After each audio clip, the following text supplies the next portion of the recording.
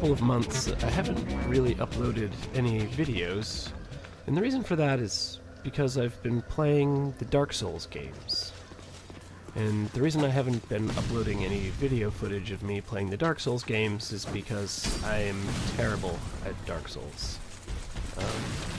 The games are known for being difficult and rewarding patience, rewarding practice, rewarding thoughtfulness, and those are all things that I need to work on. I tend to get frustrated very easily, I tend to get angry, and so I tend to rage quit these games. On top of that, just because I'm not very good at them, I don't think that the video footage is very interesting. I don't think it's interesting to watch someone just dying over and over again and really not getting very far. And so I thought I would upload a video, even though I'm terrible at these games, to just talk a little bit about my thought process and how I've finally started learning how to play these games. So this is footage from Dark Souls 2, and it's very early on in the game. I decided to record this because I died here numerous times and took a break and stopped and thought about it a little bit and decided I would use this little area as an opportunity to actually try to take a different approach to the game and how I'm playing. And so typically, I would just get frustrated, and here, for example, I didn't realize that all of these Hollow Knights would wake up and attack me. They were sleeping around the edges of this little arena, and I didn't realize that they would all wake up and chase me down. And so, my initial response was, well, that was just a trap, right? That was an ambush trap, and that's not fair.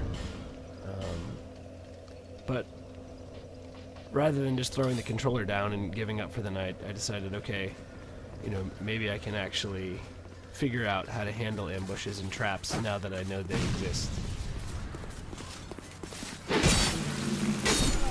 And so basically my idea was to try to use the environment to my advantage and try to separate the enemies.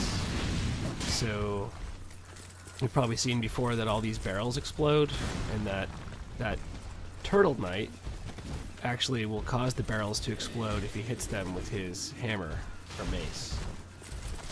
And I also know that there's another Hollow Knight up on the corner who is throwing fire bombs. He's the one who killed me, the Hollow Knight, and that Turtle Knight for my first death at the start of this video.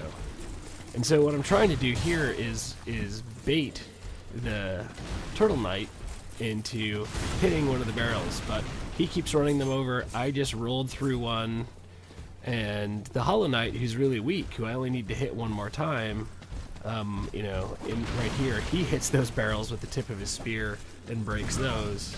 And now I'm back within range of the knight who's throwing fire bombs from up above. So what I decided to do was try to reset. And so when you die, you respawn at a bonfire. So I'm running back to the bonfire. If you can sit at the bonfire, it resets all the enemies. But because the enemies were in the room with me, I wasn't able to do that. In these games, it's also possible to get the enemies to reset if you can just move far enough away from them. So that's what I'm trying to do here. But this Hollow Knight obviously followed me. Because he's so weak, and because we're in this little staircase, it was easy for me to take him down. And now instead of resetting all the enemies at the bonfire and just starting over, I decide to try to beat this Turtle Knight and then head back up and defeat the knights in that upper arena level. So the Turtle Knight still doesn't see me. I'm not sure why. So I wake him up by hitting him. And I don't have any more explosive barrels to trick him into hitting. And so I'm going to have to just beat him one-on-one. And what I'm trying to manage here is my stamina. That's the little green bar in the upper left of the HUD. I want to always keep some stamina so that I can roll away from his attacks or dodge his attacks. So essentially I realize I can only hit him once, and then I have to dodge away. I also have to be mindful of those fire bombs. And so here, I actually beat him.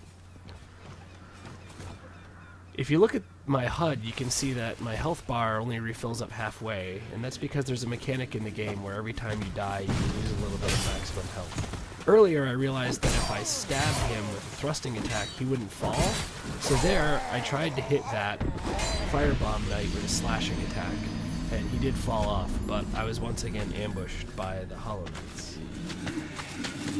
At this point when I was playing, I actually started to feel more relaxed. I realized, I think for the first time in probably like 120 hours of playing these games, that it was actually possible to learn the enemy's attack patterns, their movement patterns, and it was possible to learn all of their moves and, you know, actually defeat them and get through this area. So by just taking a more mindful, thoughtful approach and just relaxing and realizing that I was going to die over and over again, and that was part of the game, I got to a place where I, you know, was able to actually be calm and be patient and just learn. So here's the culmination of that. I know that this Hollow Knight can see me as soon as I leave this little bonfire area, and so I decided that I would just kill him before moving on to anything else. You can see I lost some health. I moved to an area where I know the Firebomb Knight can't hit me, and I drink an Estus Flask, which is like a health potion, so I re-heal. I take out this guy, who I previously had been killing first, because he's an archer, and the arrows hit for a lot of damage. The Turtle Knight, I'm once again trying to bait into hitting the barrels, and he actually does it in this case. So he's invincible right now. I have to wait for him to stand up before I can hit him. I actually swung too early initially, but took him down with another hit. And now I realize I'm looking to the right. I see that Hollow Knight. I'm going to rush him before he gets up and take one of them down as fast as possible. So one's down. The other two are up and they're chasing me, and I realize I need to separate them. And so I jump down. I don't know if they'll jump down or not. So they do jump down, and so I decide I should rush and try to get these guys. I get really lucky here. I didn't know that the mace would actually contact an enemy on the backswing, so I hit that guy by accident and interrupted his attack. Here I make another mistake. That white ring on the enemies is a lock-on target. I pressed it intending to lock on to the Hollow Knight who is attacking me on the ground, but accidentally locked on to the one up above who's been throwing the fire bombs. So I run away from everyone and heal in a safe spot, and I see that this Hollow Knight is susceptible to a jumping attack, or a diving attack.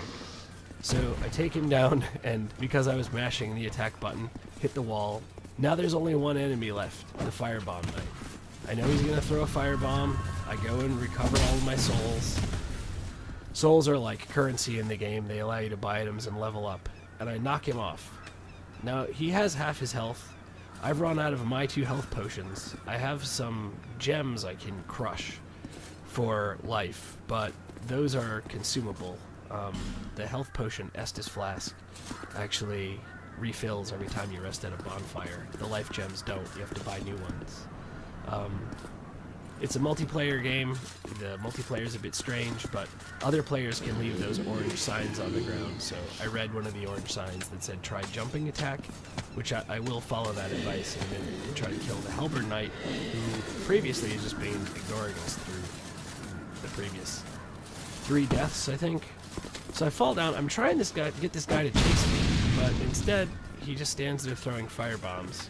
So he must have different AI than the other Hollow Knights. I run up again, and I realize that I have a ranged weapon that I can use. I have throwing knives.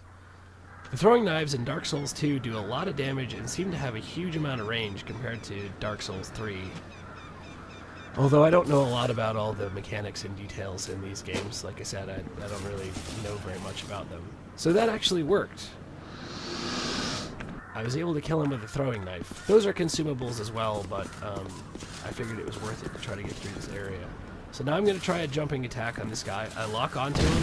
I press the R1 button to try to jump attack. I miss, and he hits me, but I'm able to take him down. And then as a reward, I got a halberd. I'm not sure if he always drops the halberd, or if that's just a random drop, but I was pretty excited to actually get a new weapon, sort of as a little reward for clearing this area. And I'm not strong enough and don't have enough dexterity to actually use it properly. But yeah, I just thought it was interesting to look at its moveset.